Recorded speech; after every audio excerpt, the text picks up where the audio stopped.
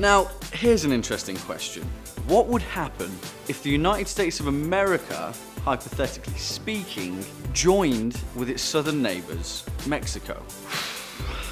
There's going to be a lot to unpack in this video. I think I can do it. But before we get started, welcome to Most Amazing Top 5. Make sure to hit that subscribe button down below. I'm your host, Jack Finch. Let's get started, shall we? Okay, the United States of America, a country that declared its independence on July 4th, 1776, has had an interesting historical relationship with its southern neighbors for quite a number of years, 242 years to be precise. Modern Mexico, which was founded on September the 16th, 1810, and has an estimated population of over 120 million people, is a country with a rich tapestry of ancient cultural history, some of which dates back to about 8,000 BC.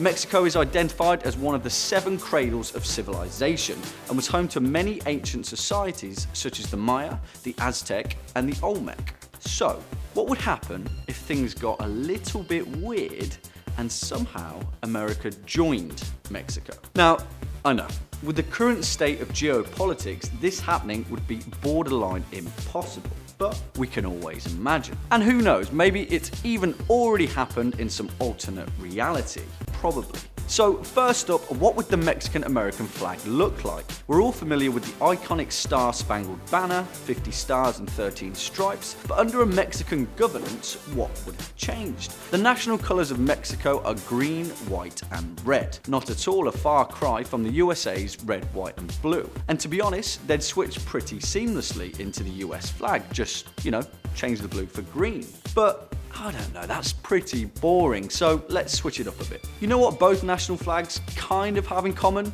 Eagles. The Mexican flag features an image derived from an Aztec legend, where their gods told them to build a city when they saw an eagle eating a serpent, which is now Mexico City. And well, the USA absolutely loves eagles. They've got it stamped on everything. And who wouldn't want to see a Mexican-American double eagle flag? That'd be amazing.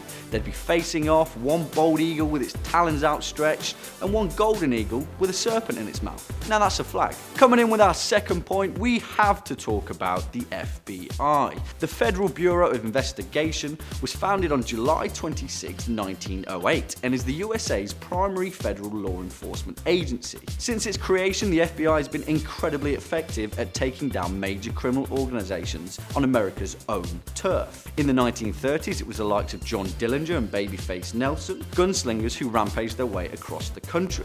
In the 60s and 80s, it was John Gotti and Joe Pistone, with help from the RICO Act, the FBI's most ambitious project to date. And, well, if we put Mexico together with America, there's kind of the war on drugs, which is a pretty big deal. The FBI's annual budget request in 2018 was an insane $8.77 billion. That's a lot of money to fight crime in the 4th largest country on earth. But compared to that, the Mexican government have already spent an estimated $54 billion since 2007, and things continue to rage on. If the FBI had to take on the absolutely mammoth task of combating the war on drugs on its own soil, then things would get pretty bad pretty fast. Its budget would more than likely be wiped out, leaving scarce resources left to combat even further levels of crime back in the 50 states. Tying in with our next point, which is the hot topic of Texas. Now, the story of Texas is incredibly rich with intriguing moments in its history. The Texas Revolution, which happened between 1835 and 1836, was a moment where Texas succeeded in breaking with Mexico, establishing the Republic of Texas and eventually being annexed by the United States. And, well, since then, Texas has kind of done its own thing. Since the 1990s, there have been major efforts by some Texans to promote secession from the United States, which essentially means that they want to leave and do things their own way. In June 2016, after the United Kingdom voted to leave the EU with Brexit, many Texans took to social media with the same kind of idea, using the hashtag Texit. And since we're currently living in this hypothetical world, that's probably what would happen if America joined Mexico. Now, the White House has strongly opposed the notion anytime it crops up, with them issuing several responses since 2012 that completely reject the idea. But for the sake of this video, #Texit would definitely be a thing. Even California's trying to get in on it. In 2016, after Donald Trump's election, a fringe movement called Yes California managed to gather over 500,000 signatures on a petition to put a Calexit into action and secede from the United States.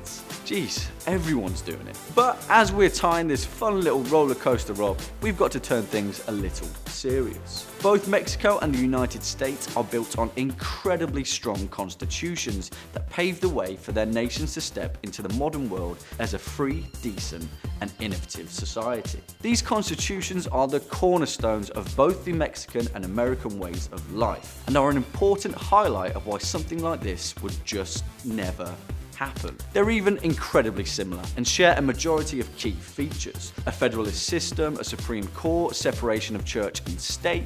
We've got Tex-Mex food and margaritas, and people in Mexico love Popeyes just as much as people in Louisiana, and that can only be a good thing. That's all we've got time for today, guys. I hope you've enjoyed this strange little video. Let us know what you think in the comment box down below, and make sure to hit that subscribe button so you can stay updated with our latest uploads. You've been watching me, Jack Finch, right here on Most Amazing Top 5. We'll be seeing you soon. Until next time, take it easy.